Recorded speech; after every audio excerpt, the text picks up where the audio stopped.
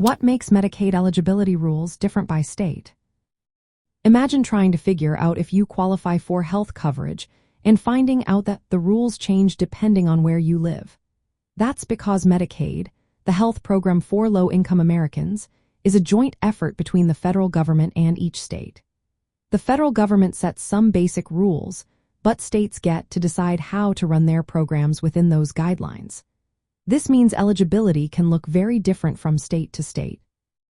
The federal government requires states to cover certain groups like low-income children, pregnant women, elderly adults, and people with disabilities.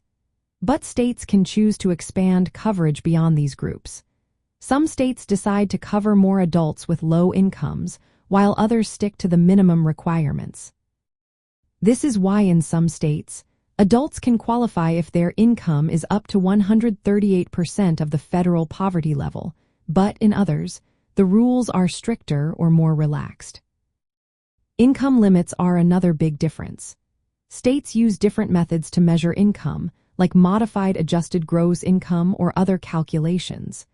They also set different income thresholds, which can change who qualifies. For example, in some states, pregnant women can earn higher incomes and still qualify for Medicaid, while in others, the limits are lower. States also create their own eligibility groups and categories. Some states have special programs for parents or caretakers, while others focus more on children or seniors. The rules for these groups can vary a lot. For instance, a state might allow a family for earning up to $2,000 a month to qualify, while another might set the limit at $1,500. Many states have special programs or waivers that give extra benefits or cover different populations. These programs have their own rules, which can be very different from the standard Medicaid rules. For example, some states offer Medicaid for people with disabilities that include long-term care or home services with specific eligibility criteria. Applying for Medicaid also differs by state.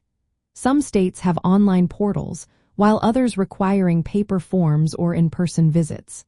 The process for renewing coverage can be quick or take several weeks, depending on where you live.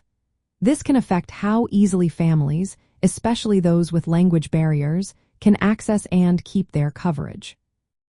For Asian American families, knowing these differences is key. Some states offer better outreach in multiple languages or have community programs to help with applications. Understanding your state's rules can help you find the coverage you need for your family. Remember, the rules are different because each state has the power to shape its own Medicaid program within federal guidelines, which is why eligibility can vary so much across the country.